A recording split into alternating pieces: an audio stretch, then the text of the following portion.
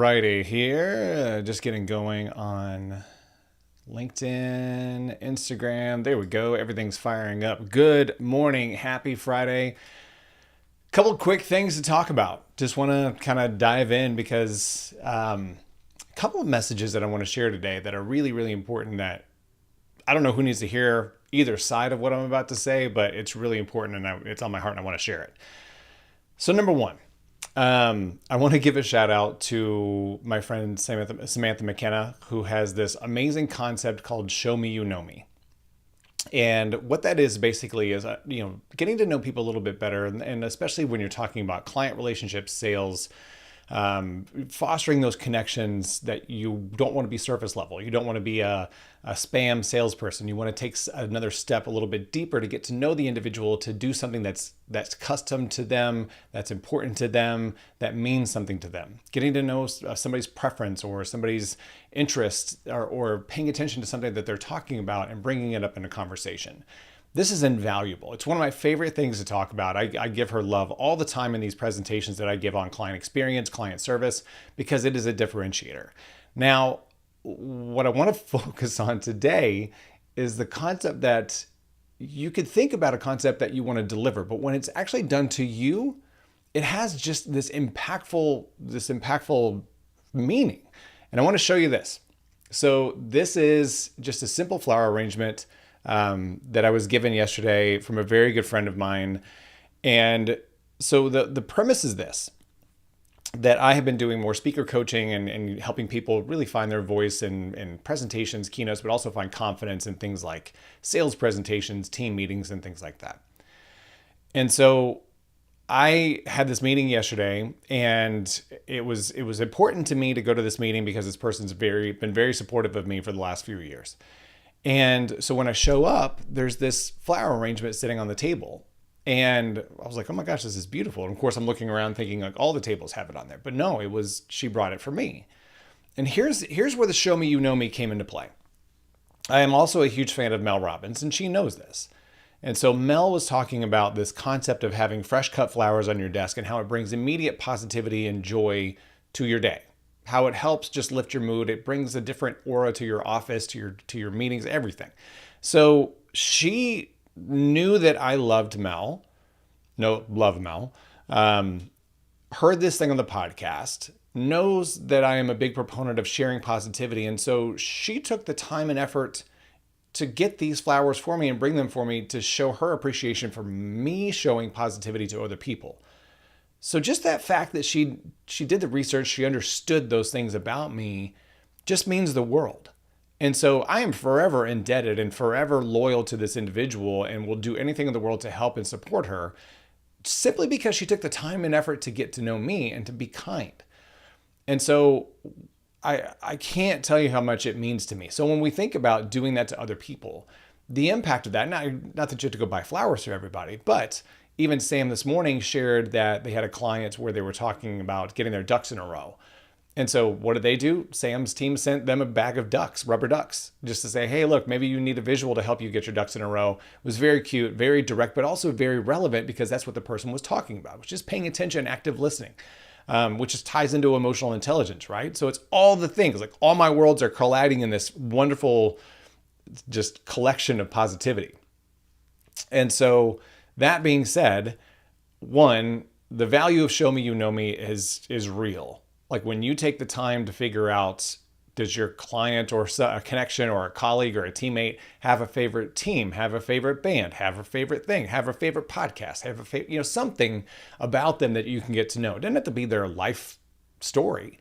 But if you know, hey, look, I know that Rich loves Mel Robbins. I know that Rich loves heavy metal music. I know that Rich loves disco stormtroopers. This thing. One of these days I'm going to get this figured out where I can just nail that. But knowing those little details about somebody, and you can share those things, or you can ask them about things, or pay attention to something that they say in a meeting, like they're going on a vacation with their family to Colorado. Oh my gosh, how was it? Tell me what your favorite thing was. All those things are so valuable. So there's the Show Me You Know Me piece of it that is incredibly valuable. Then there is this concept of just being kind. And it pains me to say that I have to come on here and talk to a whole bunch of adults about being kind. But here we are. And I think what has gotten me lately is that I've seen people that are, I mean, you don't have to be the best person in the world to not have to deal with people that are jerks. But what I will say is this, is it got me fired up because this week alone, 3 people that I know that are some of the most wonderful people in the entire world have come under undue rudeness, negativity, condescending attacks, all these things. It's absolutely asinine that people think that they can just be hateful, rude, and disrespectful just because. I have seen atrocities of women being talked to in a very inappropriate way in LinkedIn DMs. Like, what in the absolute hell are we doing here? So, a couple of different things. Number one, it's not hard to be kind. It's really not. So, when we think about interacting with people, it's the concept of saying like, hey, what can I do to make this person feel good? What can I do to make this person feel respected? And truly, it's just checking in on people, just saying something nice, not inappropriate, not suggestive, just kind. Just being kind to somebody should not be hard.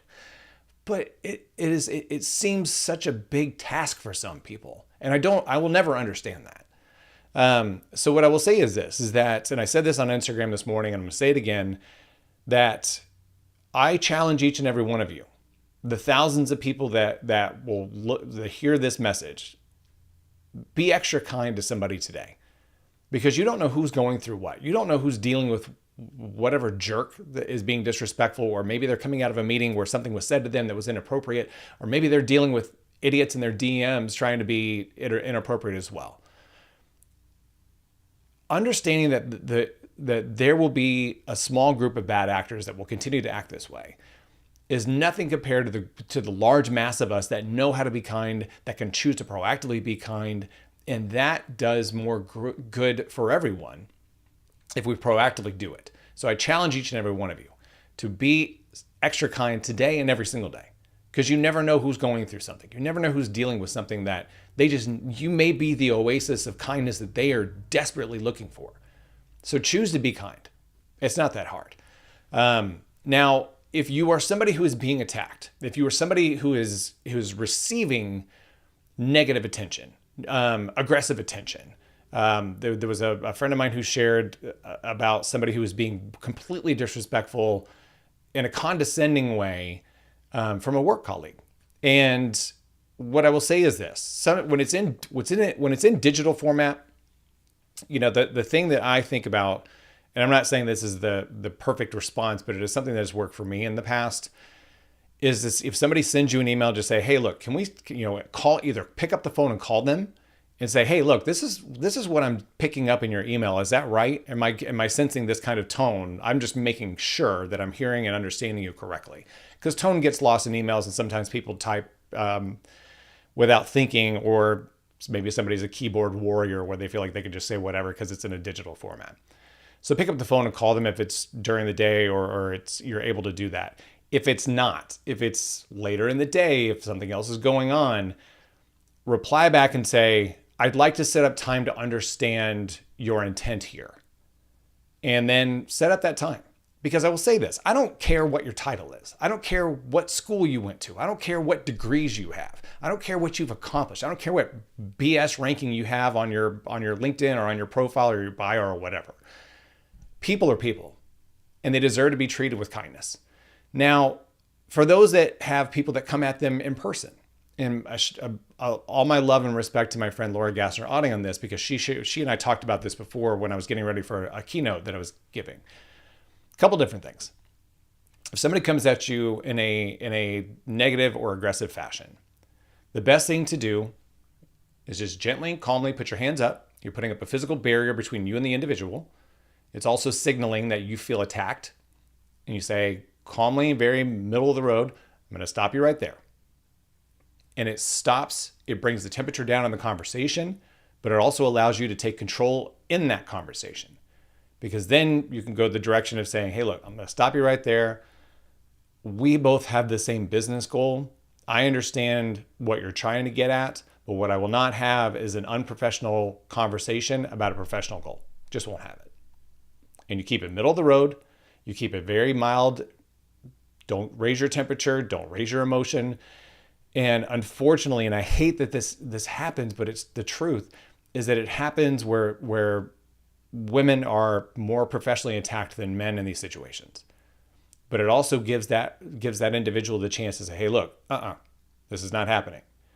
The other one that I recommend that I've talked with some professionals about is this concept of saying, you know what? Can you repeat back exactly what you said word for word? I just want to understand from my own recollection and my own records exactly what you just said and what your intent was.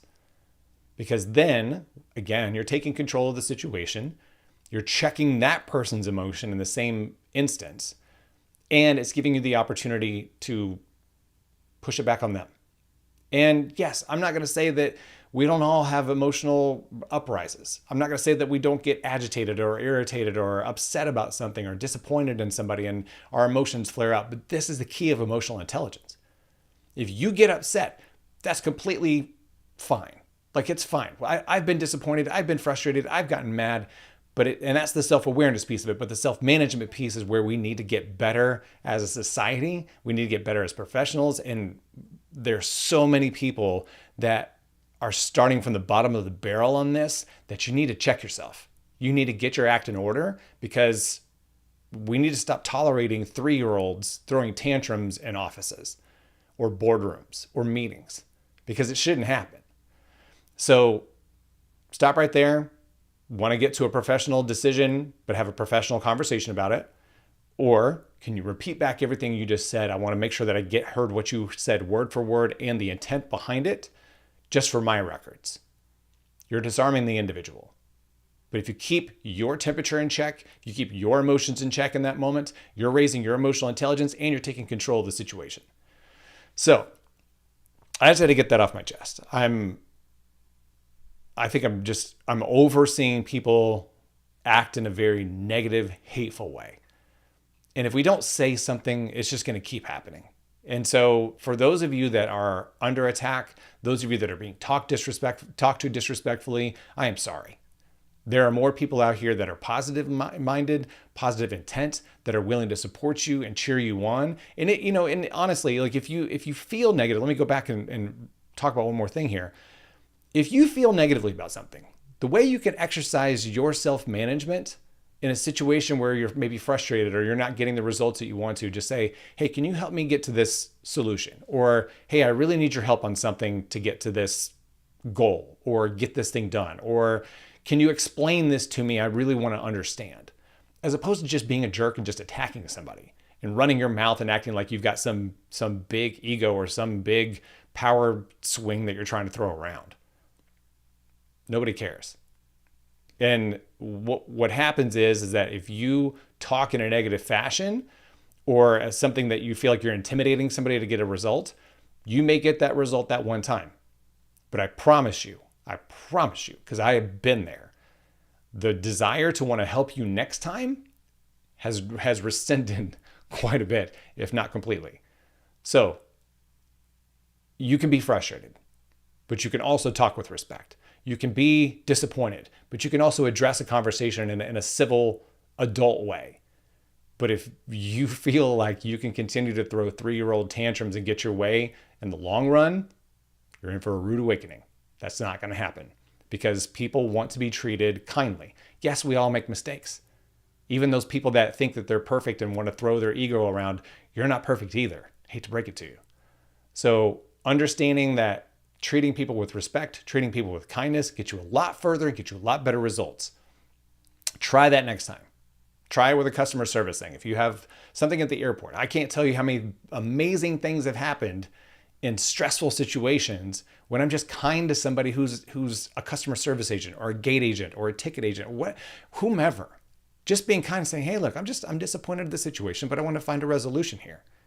I can still be disappointed, but I can still be respectful. It's not hard. So if the shoe fits, figure it out. Figure it out because this is enough. So sorry, that's just, I sometimes I think we just have to talk about things just to get them off our chest, and that's mine. I'm just intolerant of seeing good people be attacked by bad people. Just sick of it. So, I feel so much better now. Try this. Go on LinkedIn sometime and just express your emotions. It's amazing. So thank you for listening. For those of you that are under attack, I am sorry. I'm sorry that you have to endure this. Hopefully these tools help you take back a little bit of power. Yes, it will be nerve-wracking, and I'm sure some of you even thinking about doing it in the situation that you're in, your heart's in your throat. I understand. It's not going to be easy, but it is going to be worth it.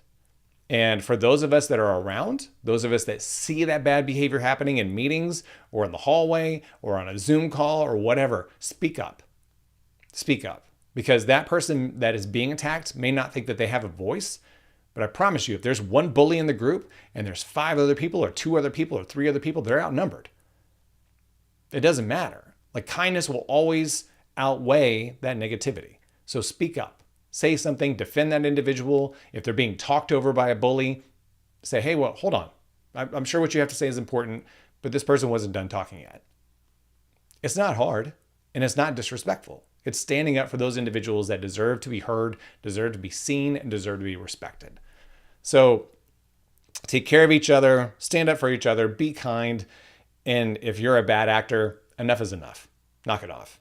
So there's my words of wisdom and positivity for a Friday morning. I hope that today is the day that you are exercising that extra kindness to someone, that you are reaching out, that you're supporting someone, that you just say thank you. Maybe when somebody doesn't expect it, it doesn't hurt. It actually helps tremendously.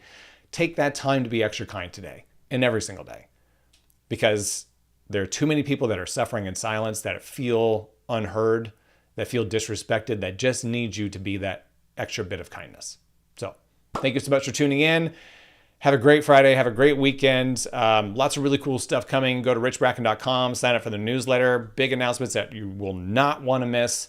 And also to follow up on the coaching. I've had some great people reaching out to me about some of the public speaking coaching. If you're interested, go to, there it is. Dang it. I'm gonna give myself a class on how to find my graphics on live streams. Go to richbracken.com, drop me a message, let me know if you're interested in the group coaching for public speaking. Would love to talk with you about it. So happy Friday. Take care of yourself, take care of somebody else, and be kind.